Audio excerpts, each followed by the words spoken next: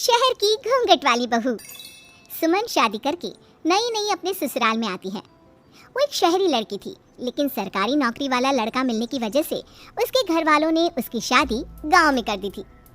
सुमन गृह प्रवेश के समय देखती है कि उसकी सास ने बहुत ही लंबा घूंघट कर रखा है, जिस वजह से वो अपनी सास और जेठानी को पहचान ही नहीं पाती। यहाँ तो सबने घूंघट कर रखा है, दोनों की कद काठी भी सेम है। मुझे तो समझ में नहीं आ रहा कौन सास है और कौन जेठानी। सुमन के ससुराल में सभी औरतें घूंघट में थी, यहाँ तक कि घर की नौकरानी भी।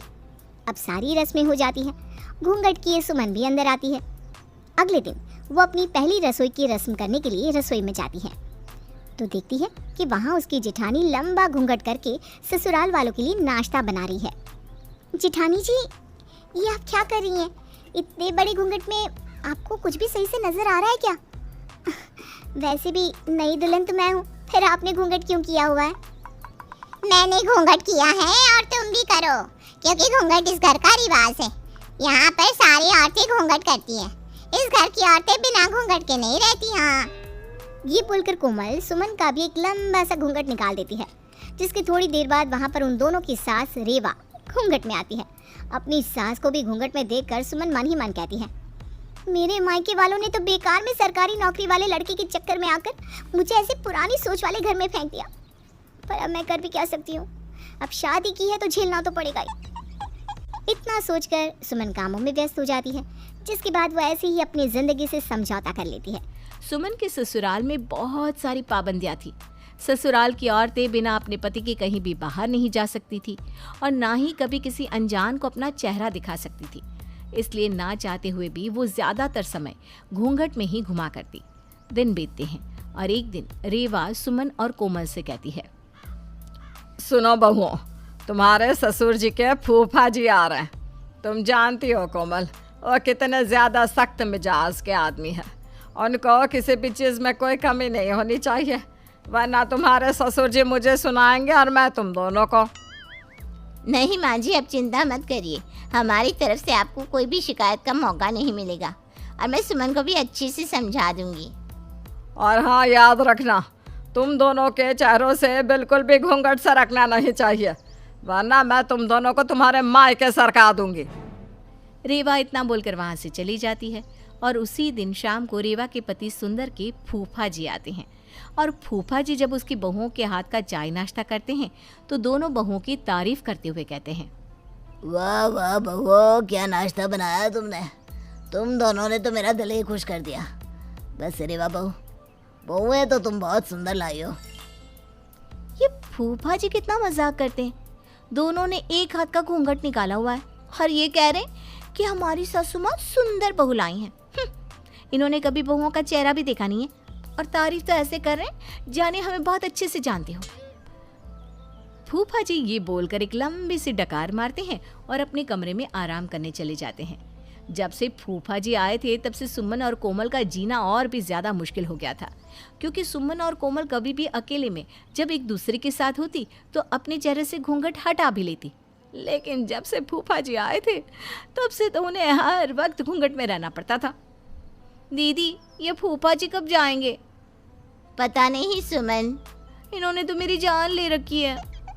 दोनों देवरानी जेठानी आपस में बात कर रही होती है कि तभी वहां खांसते हुए फूफा जी आ जाते हैं और फूफा जी को देख दोनों फिर से घूंघट कर लेती है। ऐसे ही एक दिन परेशान होकर सुमन अपनी फ्रेंड रोशनी को कॉल करती है और उसे अपनी सारी समस्या बताती है, जिसे सुनकर रोशनी सुमन से कहती है, इतनी सी बात? अच्छा सुन, एक बढ़िया आइडिया देती हूँ, तेरे फूफा जी खुद ही 9-2-11 हो जाएंगे। अच्छा सच में? अगर ऐसा है तो जल्दी से अपना आइडिया बता। अब रोशनी सुमन को एक आइडिया बताती है, जिसे सुनकर सुमन के चेहरे पर एक बड़ी सी मुस्कान आ जाती है और वो कोमल को भी अपने इस प्लान में शामिल कर लेती है। जिसके बाद अगले दिन सुमन फूफा जी को चाय देती है जिसके अंदर बहुत सारी मिर्च थी, और जब फूफा जी वो चाय पीते हैं तब हाय राम, मर गया। हाय दया, ये क्या बुला दिया। हाँ, पूरी जीभ पे चला दी वो। ये क्या, कौन सी मिर्च वाली चाय बना दी? बोला चाय पे भी मिर्च होती है क्या? माफ करना फूफा जी, वो क्या है ना, इतना लंबा घूंघट करने का रिवाज है इस घर में। इस घूंघट में ना कुछ दिखाई नहीं देता, शायद मैंने चीनी के बदले गलती से मिर्च डाल दी होगी। अच्छा, ठीक है ठीक है। अब कुछ ही देर बाद जब कोमल फूफा जी की इस्त्री की हुई शर्ट लेकर आती है तो फूफा जी देखते हैं कि वो बीच में से जली हुई है, जिसके बाद वो कोमल से कहते हैं, बहू, इस शर्ट में तो तूने एक हाथ का छेद कर दिया है। अब ये पहनकर पूरे घर में घूमू क्या? वो क्या है ना फूफा जी, इतना लंबा घूंघट करना पड़ता है तो मुझे दिखाई नहीं दिया और गलती से ना ये शर्ट जल गई, मुझे माफ़ कर दीजिए। अरे सत्यानाश हो सुंदर और रेवा का, जो इस घर में अब तक इतने पुराने विचार हैं। अगर मैं थोड़े समय और यहाँ रहा तो ये मेरे रात के खाने में मसालों की जगह जहर मिलाकर मुझे मार डालेंगे। इससे अच्छा है कि मैं यहाँ से चलता बनूं।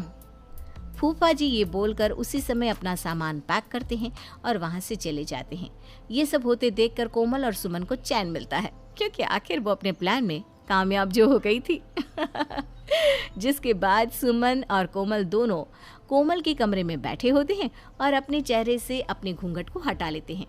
जिसके बाद सुमन कोमल से कहती है, दीदी, मेरी शादी को तो अभी मुश्किल से महीना हुआ है, लेकिन आपकी शादी को 4 साल हो गए हैं। आपका इस घूंघट में दम नहीं घुटता क्या? क्या आपका मन नहीं करता कि हमें इस घूंघट से आज़ादी मिले? मन तो बहुत करता है देवरानी जी, लेकिन मैं ये बात अच्छी से जानती हूँ कि ये सालों से चलता आ रहा है, इस घर का रिवाज है और अब ये अचानक ऐसे खत्म नहीं हो सकता। दीदी, अगर कोशिश करे तो क्या नहीं किया जा सकता? वैसे आप बुरा न माने तो मेरे दिमाग में एक तरकीब है जिससे कि हम इस रिवाज को हमेशा के लिए हमारे परिवार से खत्म कर सकते हैं। सुमन की बात सुनकर कोमल मुस्कुराने लगती है और सुमन कोमल के कान में एक तरकीब बताती है, जिसके थोड़ी देर बाद सुमन और कोमल मिलकर उनके घर की कामवाली रज्जो के पास जाते हैं, जो घूंघट में बर्तन मांज रही थी।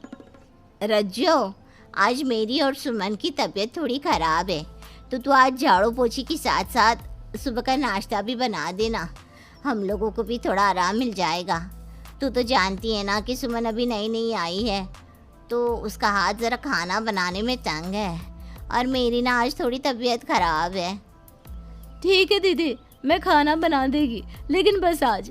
अगर आप मुझसे रोज़ रोज़ ऐसे ही खाना बनवाएगी ना तो मैं आपको पहले ही बता देती हूँ, फिर आपको मेरी तनख्वाह भी बढ़ानी पड़ेगी। हाँ हाँ ठीक है, अगर हमने रोज़ रोज़ खाना बनवाया तो मैं खुद तेरी तनख्वाह बढ़ा दूंगी, ये मेरा वादा है तुझसे। आप खुश? रज्जो कोमल और सुमन की बात सुनकर रसोई में खाना बनाने के लिए चली जाती है, जिसके बाद वो कुछ ही घंटों में सारा खाना बनाकर तैयार कर देती है। और जब खाना बनकर तैयार हो जाता है तो वहाँ पर सुमन और कोमल आती है और रज्जो को अपनी सास की साड़ी देकर कहती है, रज्जो, आज तूने हम सबके लिए खाना बनाया है ना, तो मैं ये साड़ी तेरे लिए लेकर आई हूँ। ये सासू माँ की साड़ी है, लेकिन अब वो पहनती नहीं है, तो तू ये साड़ी ले ले, तुझ पर खूब जचेगी। अरे वाह दीदी, अब तो बहुत ही अच्छी हैं। आप मेरे लिए मालकिन की साड़ी लेकर आई। हाँ, इसीलिए ये साड़ी तो अभी पहन ले, खाना भी तू ही लगा दे। वो क्या है ना, सासू माँ बाहर गई हुई है और मेरी तबीयत खराब है, तो ससुर जी कब से खाना मांग रहे हैं। कोमल की बात सुनकर रज्जो साड़ी बदल लेती है और उसके बाद सब लोगों के लिए घूंघट में बाहर खाना लगा देती है। सब लोग मिलकर साथ में खाना खाते हैं। थोड़ी देर बाद सुमन और कोमल के पति अपने काम पर निकल जाते हैं। रेवा मंदिर गई हुई थी। सुमन और कोमल रसोई में किसी काम के बहाने चले जाते हैं और सुंदर अपने घर की नौकरानी को अपनी बीवी समझ उसे गले लगा लेता है। मेरी जान, आज तो खाने में मज़ा ही आ गया। आज भी तुम्हारे हाथों में क्या स्वाद है, मन तो करता है तुम्हारा हाथ चूम लूं। सुंदर ये बोलता ही है कि तभी रेवा आरती की थाली लिए मंदिर से वापस आ जाती है और अपनी आंखों से अपने पति को अपने घर की नौकरानी के साथ देख लेती है।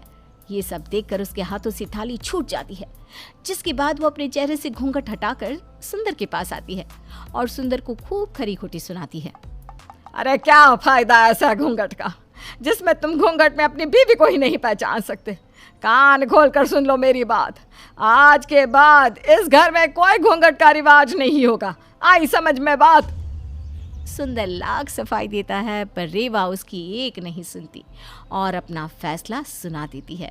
जिसके बाद सुमन के ससुराल में घूंघट का रिवाज खत्म हो जाता है और इसके बाद सुमन और कोमल मिलकर धीरे धीरे घर के बाकी पुराने ख्यालों और बाकी के रिवाजों को भी खत्म कर देती है।